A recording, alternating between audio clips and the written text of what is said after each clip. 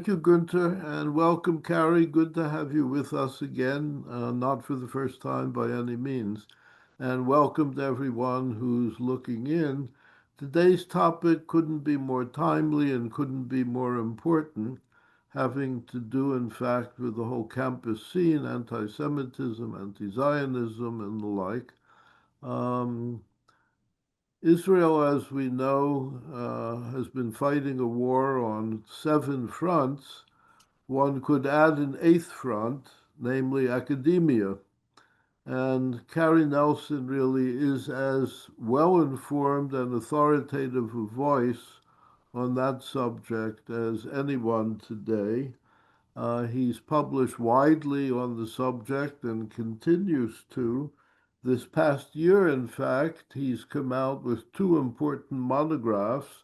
One is Hate Speech and Academic Freedom, subtitled The Anti-Semitic Assault on Basic Principles. I strongly recommend it. More recently, and a must-read for anyone interested, in fact, understanding the campus scene, is this shorter monograph entitled Mindless: What Happened to Universities. It's a totally accessible, extremely well-informed, and up-to-date account of that very subject, what happened and what continues to happen on universities. Knowing Cary as well as I do, I'm certain he'll move through the contents of this book and beyond, because, as we all know, a great many things are happening at Harvard, Columbia, and other universities as well. But enough from me. Cary, it's now my pleasure to hand over to you. We look forward to your talking to us and afterwards with us in the question and answer discussion. My thanks, as always, to my friends and colleagues, Alvin and Gunther. It's just a great pleasure in these troubled times to be in such frequent contact with both of you. Wouldn't want to be doing without it.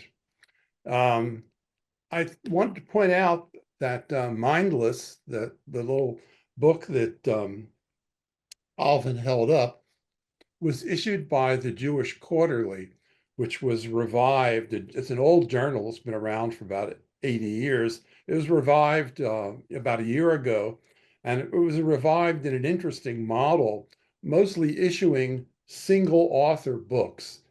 In other words, an issue of the journal is a little book by one person, which is I think, well, it's a format that's, I think, quite engaging.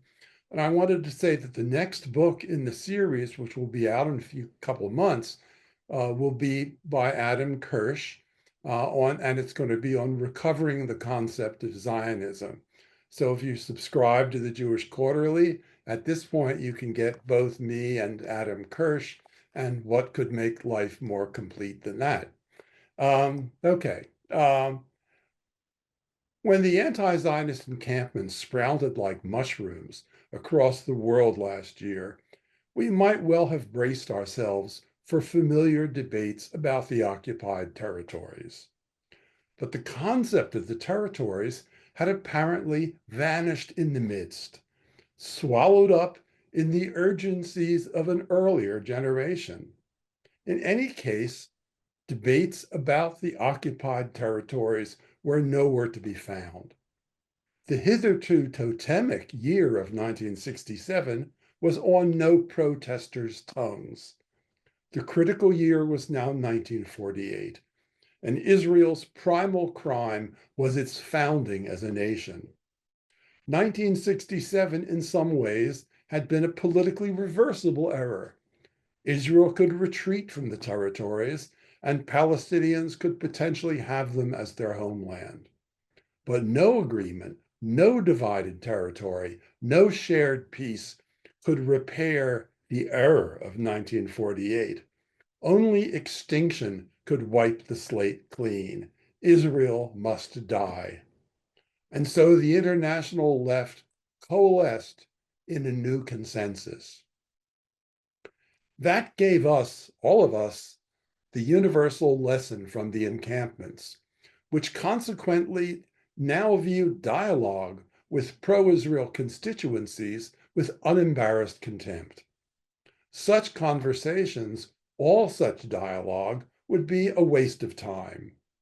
Worse still, dialogue with Israelis themselves normalized relations with the illegal Zionist entity, treating it with wanton immorality as a nation state worthy of a form of recognition by virtue of conversation.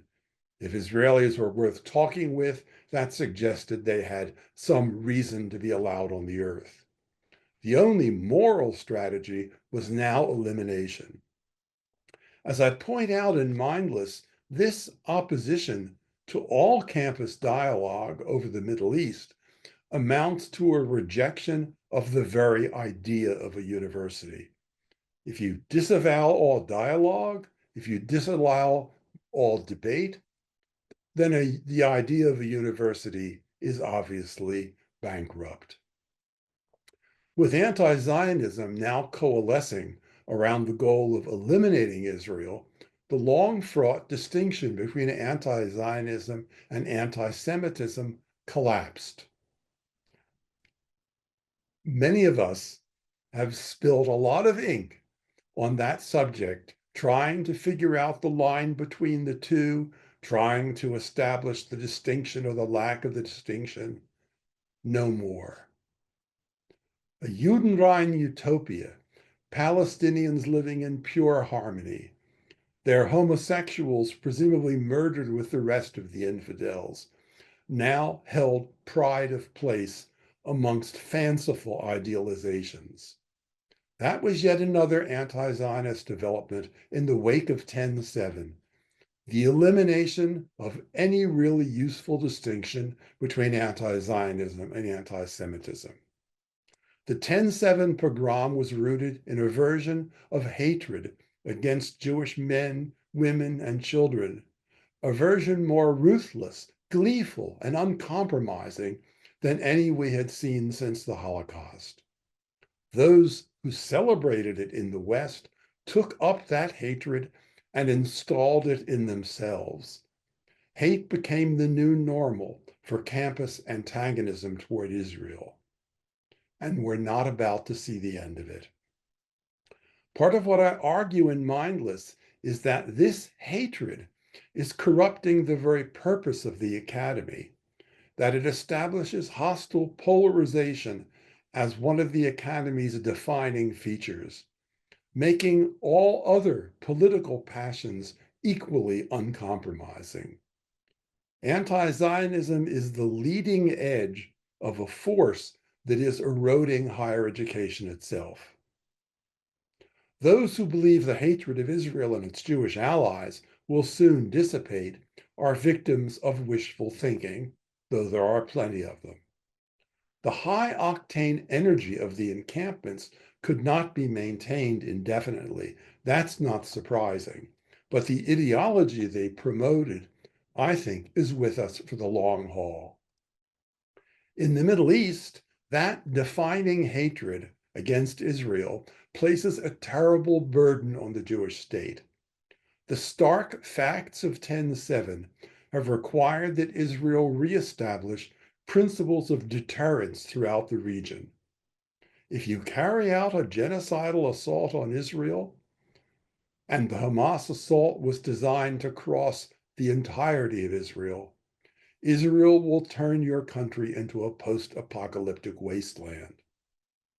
That message will have no impact on Hamas, which actually welcomes the propaganda victory that mass civilian deaths and infrastructural rubble creates.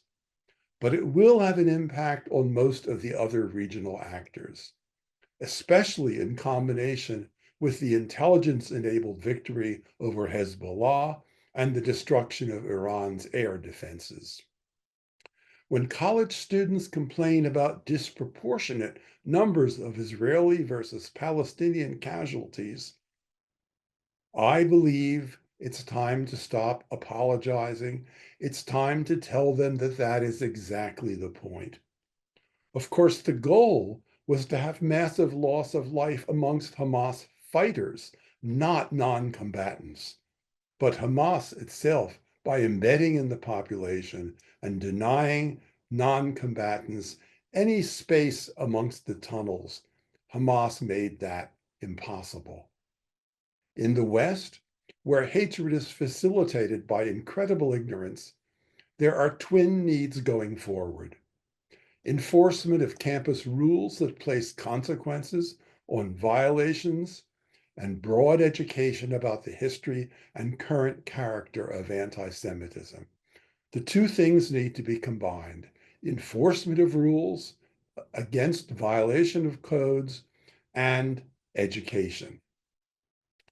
When plans for this event were put forward several months ago, I offered as a paper topic the title of what was then my forthcoming book, Mindless: What Happened to Universities.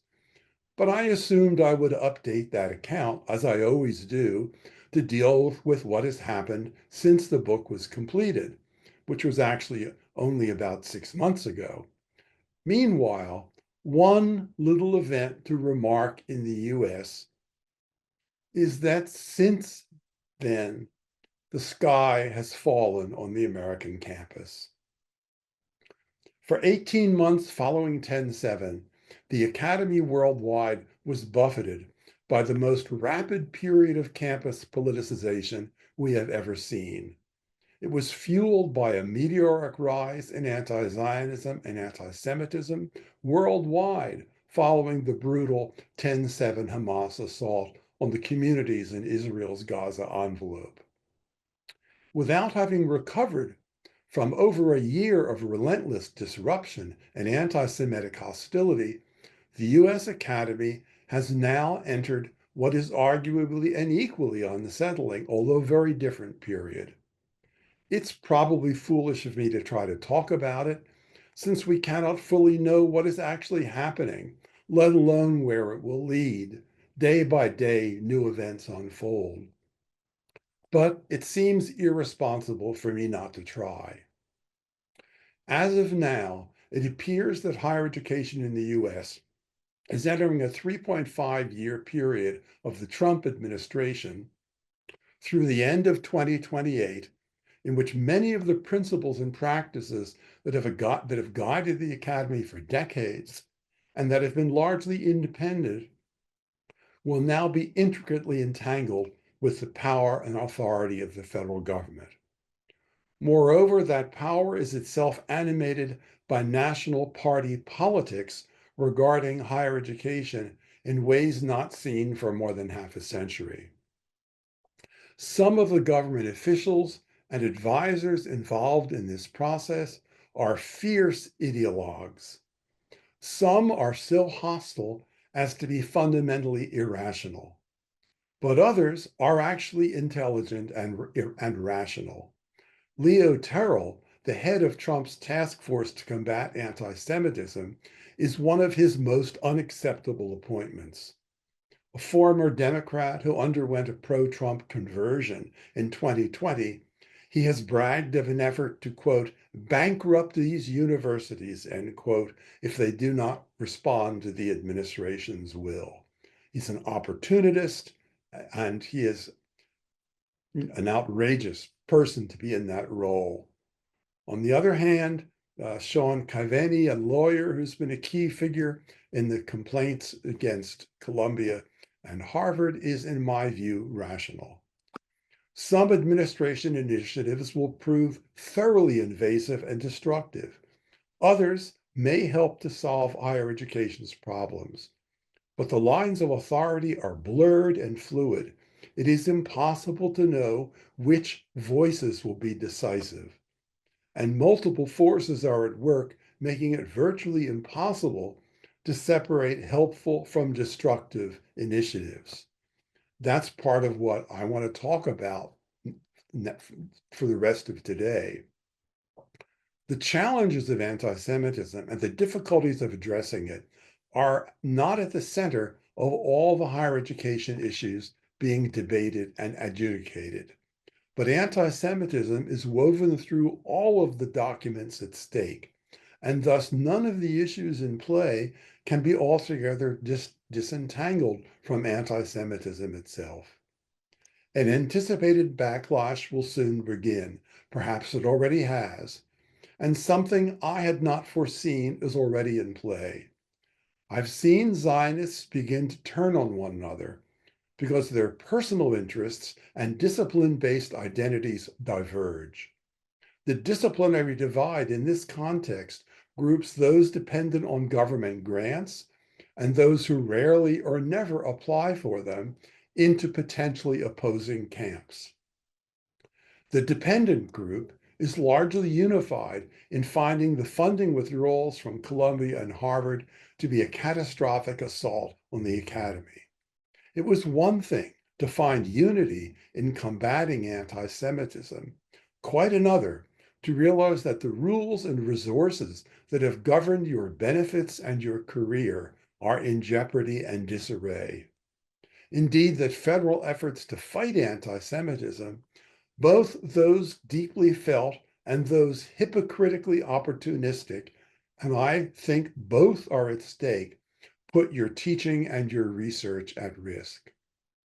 Many in STEM fields maintain labs or research groups with graduate employees that are totally dependent on external grants. Looming need to disrupt research projects, shut down the labs, and fire employees that hangs over a group of campuses is a threat to the whole national system and those who depend on it. A researcher's career is often structured by the need to apply for outside funds repeatedly over decades. The threat is immensely magnified by the Trump administration's decision to suspend or cancel grants already awarded. That sends a disruptive message that the very principles governing the granting system and your careers are in flux and are no longer reliable.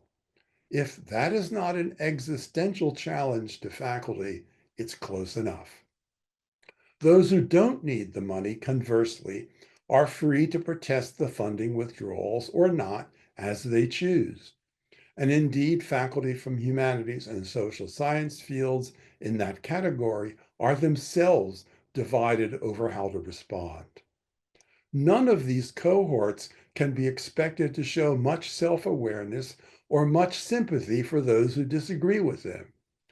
They've all had years of training in identity politics, so they can be counted on to drill down into their convictions and see those as with opposing interests as insensitive at best or morally bankrupt at worst.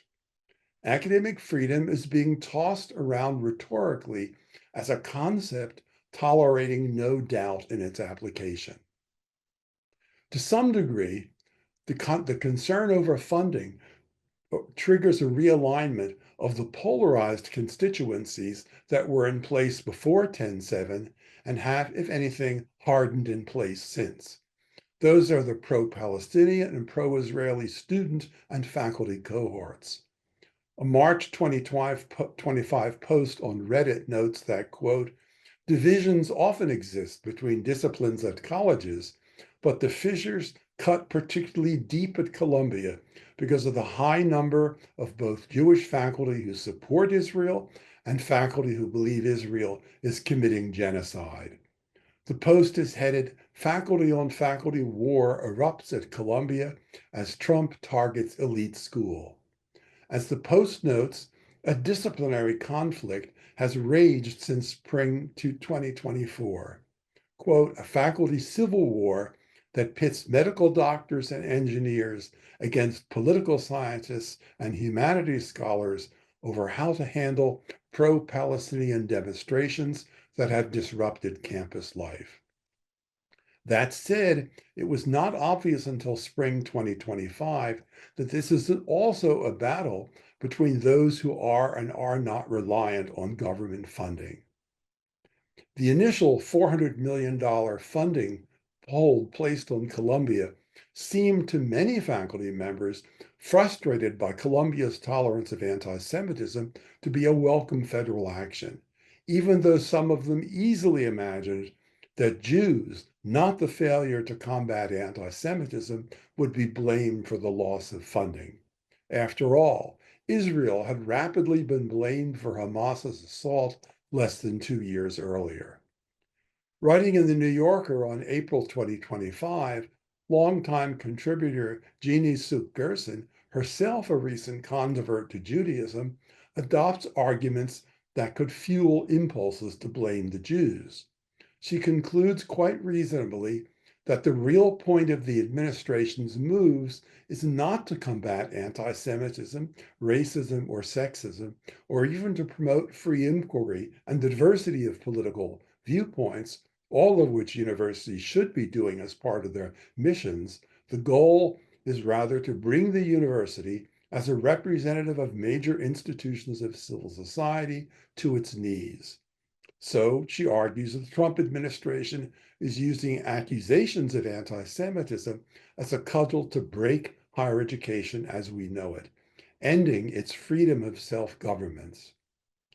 As she writes, quote, the government's letter to Harvard make it clear that it would effectively put the university itself into receivership. The problem is that some of the people on the anti-Semitism task force are not directing themselves toward destroying the university system, but toward fighting anti-Semitism. Whereas Trump's overall intent, and he certainly is not the author of those letters, that level of detail would have required, a miracle on Trump's part. So the motives are mixed. They're not as unitary as some would like to find them. It seemed but moments earlier that the administration had made the already transformative demand that Columbia place its Middle East Studies program in receivership, although that was receivership under university control. Now an entire major university, the most powerful private university in the country, was so threatened. And the controlling authority would now be the federal government, not the university itself. In that light, my opening claim that the sky is falling on higher education seems warranted, not hyperbolic. As faculty members discuss the administration's actions, their responses to those expressing views contrary to their own are sometimes becoming bitter and accusatory. Those sympathetic to the administration's actions and those opposed inevitably take those differences personally. For those opposed, principles of academic freedom and independent governance are literally being overthrown. For those sympathetic to the federal actions, the need to combat anti-Semitism is the governing principle. Running through the reality is a recognition that the grants being suspended or canceled were almost all awarded to disciplines with little or no long-term or national history of anti-Zionism. Some are thus claiming that the grant withdrawals endorse guilt by association. That can be countered with arguments that the campus as a whole must take responsibility for combating anti-Semitism. If a campus has failed its responsibility, the federal authority to withdraw funding, the applicable power the government has, can only be directed at the funds awarded.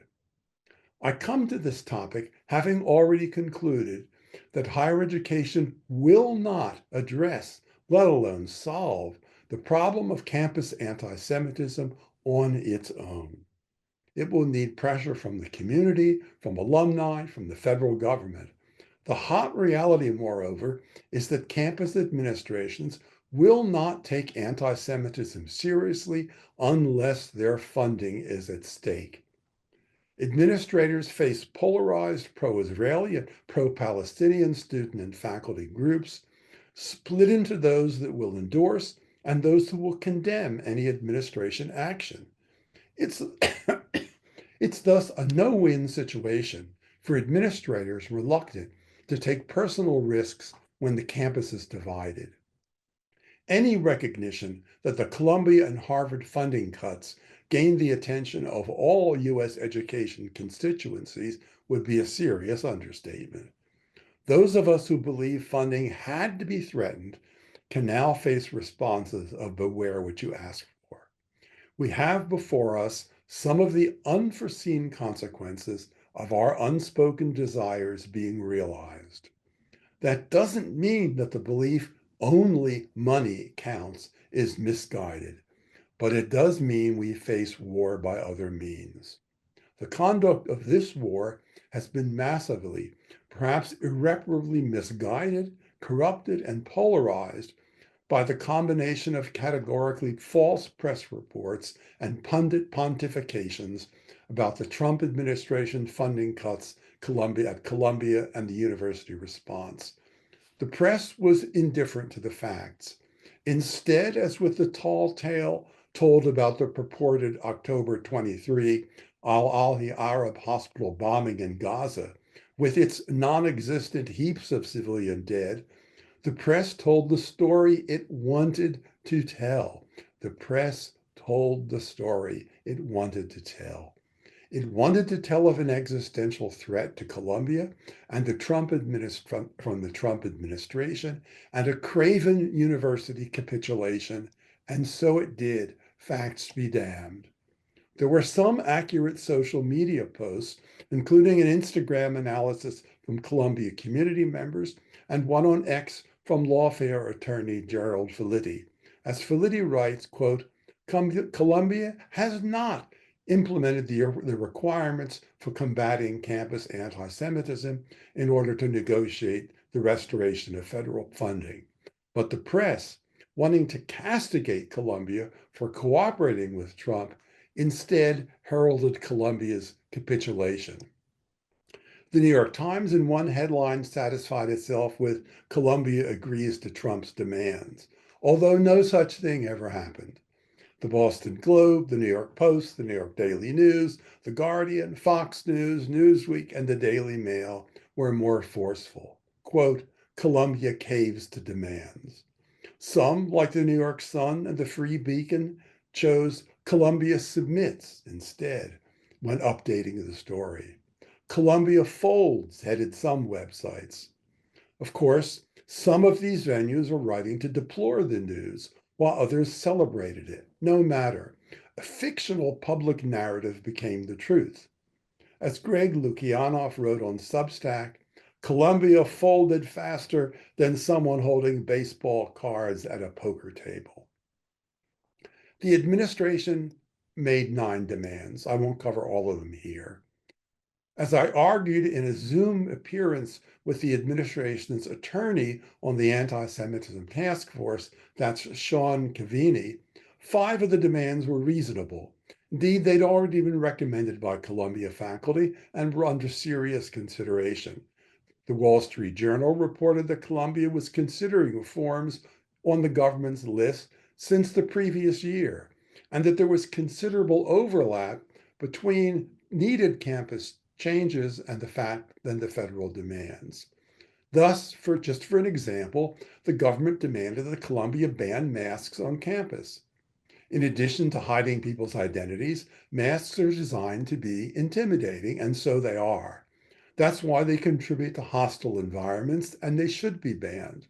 A group of black-clad protesters with black face masks, obviously imitating Hamas warriors and chanting death to Israel, is engaging in action, not just speech. But Columbia did not, in response, actually institute a mask ban during protest in response to the letter. That would have been going along with the letter. Instead, their new policy is no different than the status quo. Protesters must identify themselves if asked.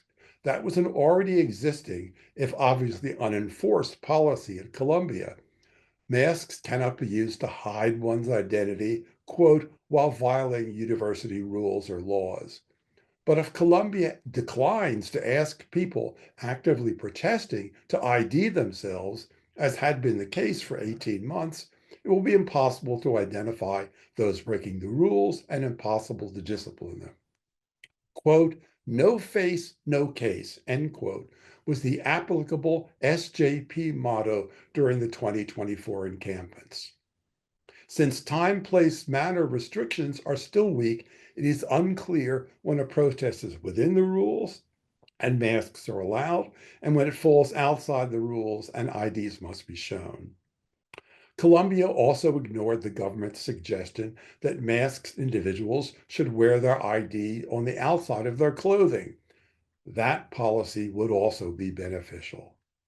Two demands, on the other hand, including the demand that Colombia reform its admissions procedures, were simply too vague for Colombia to respond to substantively. I agree, there was nothing to say about them, and Kevany admitted as much to me on that Zoom presentation. Finally, two demands, I believe, represented unacceptable federal intrusions into Colombia's rights of self-governance. That doesn't mean they were wrong. It means they would have to be implemented by Colombia independently, not through federal coercion. The key demand in this intrusive strategy was the administration's requirement that Columbia place its Middle Eastern Studies Department under academic receivership. Columbia did not do so. Contrary to all press reports, Columbia did not do so. It did not place Mesas under receivership, which would have entailed an outsider taking charge and working to reform the department. Instead, it issued what is essentially a standard academic review of the department and other area studies programs by the provost's office. That ain't receivership, as the provost's office will not have powers in any way as strong as those commanded by, quote, a receiver. I certainly believe that Mesas belongs in receivership. I believe as an academic unit, it is itself in violation of Title VI of the Civil Rights Law. I would have been perfectly happy if Columbia had simply poured 10 tons of wet cement into the department offices and let it sit for a century. I would urge pressure from current Columbia faculty in other departments and other faculty nationwide to do so. NGOs should campaign against Mesas. I would support a full analysis by independent parties. I would encourage alumni to join in, but not the feds.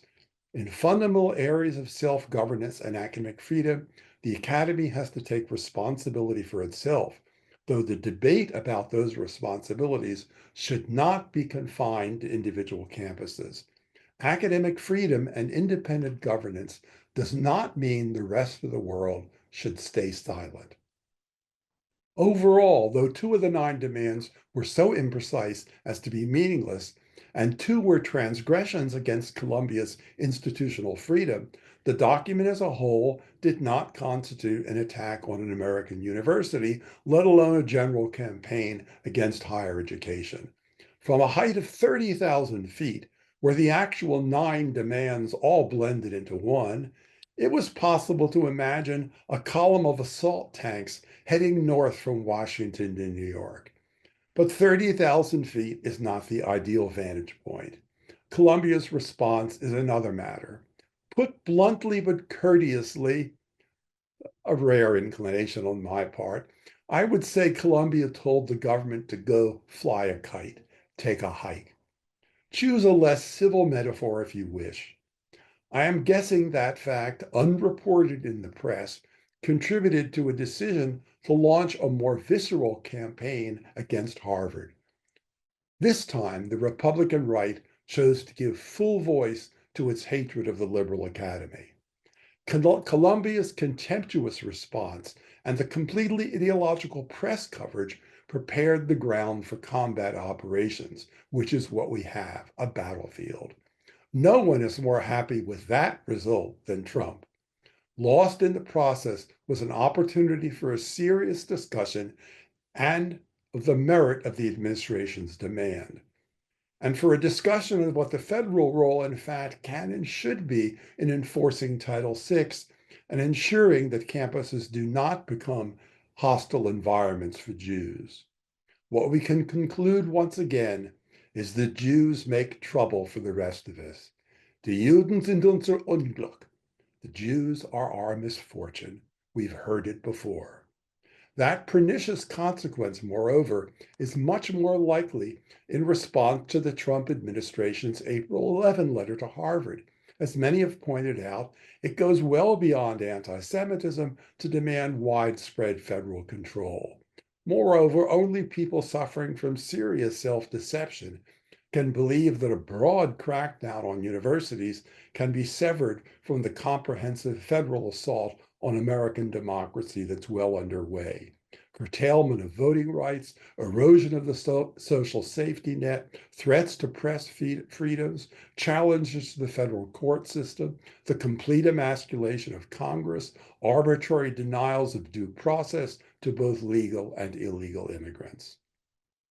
Donald Trump took a number of actions beneficial to Israel in his first administration, moving the U.S. Embassy to Jerusalem, recognizing Israeli sovereignty over the Golan Heights, and that has convinced some otherwise politically sophisticated Jews that tolerance of his anti-Semitic, anti-democratic impulses is a price worth paying in exchange for the forms he has demanded to counter rising anti-Semitism on campus.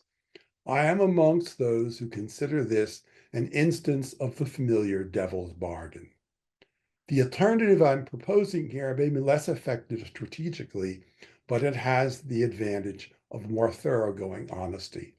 Rather than endorse the Trump anti-Semitism task force plans to court, simply propose we support the items we believe will clearly help combat anti-Semitism and contest those likely to be destructive. In my view, some seriously threaten the integrity of academic institutions, while others simply do not. What's more, some are entirely misguided or unrealistic, whether absurdly or maliciously.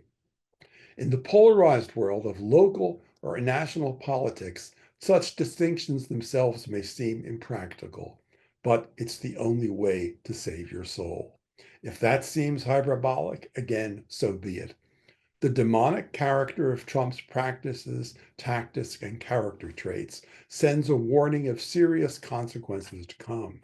He appoints craven, opportunistic, and incompetent loyalists to senior positions. He turns on supposed allies with unqualified hostility in response to modest disagreement. He shamelessly pardons criminals to reward their loyalty. He imperils or overturns the rule of law across a whole spectrum of actions. He deploys the tropes of ancient hatreds without hesitation or remorse. He lies with pleasure continuously. His lust for personal revenge seems limitless. He embodies some of the worst human impulses we know. I use the adjective demonic advisedly. There is a dark, immensely unsettling underbelly to the spectrum of Trump's violations of personal ethics and democratic principle. The need to differentiate between the good and bad recommendations in the Harvard letter is perfectly clear. What's more, Harvard gains political power for its refusal to honor altogether appropriate demands from its lauded heroic stand against Trumpian repression. The last bullet point in the Trump administration letter demands complete disclosure of all university funds received from foreign countries, along with an accounting of how they were spent. That would include the money laundered through the fake foundation founded and run by the Emir of Qatar, a scam exposed by ISGAB. I regard complete disclosure of foreign funding as a reasonable condition for a university to maintain its tax-free status. The demand for a comprehensive mask ban, also required of Columbia, is also appropriate. I don't see either as federal violations of university independence, but rather as rules helping to prevent the creation of hostile environments and thus part of compliance with civil rights law. But the April 11 letter to Harvard doesn't take long to launch itself altogether across the line. The very first bullet point demands that faculty governance authority be vested exclusively in, quote, those devoted to the scholarly mission of the university and committed to the changes indicated in this letter. end quote. Of course, the most ruthlessly anti-Zionist and anti-Semitic faculty rationalized their hatred as principled and idealistic, a true benefit to the institution. Harvard, moreover, must, quote, reduce the power of those more committed to activism than scholarship. Though many see the two purposes interconnected, interdependent, mutually supported, and equally necessary. Would I exclude some self-evidently radical anti-Zionists from specific services, like serving on appointment or tenure review committees? Yes, but many faculty members cannot be reliably evaluated for their political loyalties. More committed? Except for extreme cases, how is the degree of relative commitment to be adjudicated? One knows how ruthless and mindless a university regime to make these determinations would rapidly become. Loyalty oaths would represent the least of the problems. Moreover, is Zionist bias also disqualifying? The problem in documenting advocacy practices, let alone adjudicating politics and character, runs through all the demands to differentiate desirable from undesirable faculty and students, from admissions to hiring. All it really assures us is that prospective students and faculty would learn to hide their character. Social media could help identify problem candidates if they post under their real names. But anonymous posts and the use of invented handles long predate the internet. As I argued in detail in Hate Speech and Academic Freedom, you do not have to hire a racist or an anti-Semite when you find one. But that itself does not provide for the comprehensive campus-wide determinations of faculty character that Trump's functionaries demand. There's a huge difference between investigating a faculty member or an administrative unit with a documented history of politicized decisions. MESIS qualifies, especially if a series of complaints have been previously adjudicated, and between auditing every department for viewpoint diversity, essentially an insane project. Contrary to some critics, I don't believe the administration wants us to hire flat earthers in the geology department. That's not the model of viewpoint diversity it's talking about. But I do believe it seeks a balance between registered Democrat and Republican members throughout campus. And there are lunatics in Congress who would like to see creation science taught. Don't doubt it for a moment. As many have already pointed out in commentaries, the prohibition of ideological litmus tests in hiring is in obvious conflict with the demand for viewpoint diversity, which requires ideological litmus tests. The task force was apparently clueless enough not to notice this obvious inner contradiction. That, of course, is not just a US problem. It would apply to any school trying to evaluate viewpoint diversity across the board. In order to reflect on this ongoing emerging crisis, I'll also need to specify what problems we already faced and indeed how we arrived at where we are. That's part of what I tried to do in Mindless, and I recommend it to you as a way of exploring some of these issues further. But of course, Mindless was written before the letters to Columbia and Trump, and I've given so much attention to Columbia and Harvard. I've given so much attention to them here because I think that defines a lot of what the crisis now and going forward is going to entail.